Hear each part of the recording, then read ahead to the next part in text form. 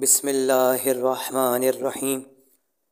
ایک مختصر سبق آموز داستان۔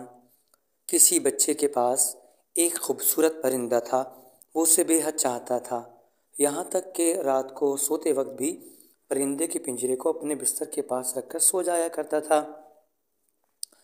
گھر والے پرندے سے اس کی بے پناہ محبت دیکھ کر، آزاد کرنے کی دھمکی دے کر اس سے ٹھیک ٹھاک کام کرواتے تھے۔ جب بھی بچہ کام سے تھک کر اس میں مزید کام کی ہمت نہیں رہتی، گھر والے اسے دھمکی دیتے ہوئے کہ ابھی ہم تیرے پرندے کو پنجرے سے آزاد کر دیں گے، زبردستی کام کرواتے تھے۔ بچہ مجبور ہو کر التماس کرتے ہوئے کہتا کہ پرندے کو رہنے دیں، ہاتھ مت لگائیں، جو کام چاہیں میں انجام دینے کے لیے تیار ہوں۔ یہ سلسلہ کافی عرصے چلتا رہا۔ ایک دن اس کے بھائی نے آواز لگائی، جاؤ جا کر چشمے سے پانی لے کر آؤ۔ بچے نے تھکاوٹ بھرے لہجے میں کہا، بہت تھکا ہوا ہوں، نیند آ رہی ہے۔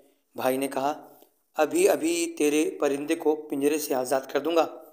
بچے نے اطمینان بھرے لہجے میں کہا، کل رات میں نے خود آزاد کر دیا ہے، اور اب جاؤ چھوڑ دو، مجھے سونے دو، کیونکہ اس کی آزادی کے ساتھ میں خود بھی آزاد ہو چکا ہوں۔ یہ ہم میں سے ہر ایک کی کہانی ہے۔ ہم میں سے ہر ایک کے پرندوں کی نوعیت میں فرق ہے کہ جن سے ہم نے دل لگایا ہوا ہے۔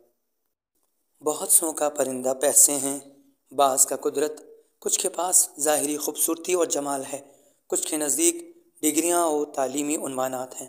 خلاصہ، شیطان اور نفس نے ہر انسان کو کسی نہ کسی چیز کے پیچھے لگا دیا ہے اور اسی سے دل لگی ہے۔ ان سے جدا ہونے کا خوف سبب بنا ہوا ہے کہ دوسرے ہم سے مفت میں کام لیں یا ہمارا اپنا نفس ہمیں نہ چھوڑے۔ اپنے اپنے خواہشات کے پرندوں کو آزاد کر دو تاکہ آزادی کی زندگی گزار سکو۔ تمام مرحومین و مرحومات کے لیے درود شریف پڑھ لیجئے۔ بہت بہت شکریہ۔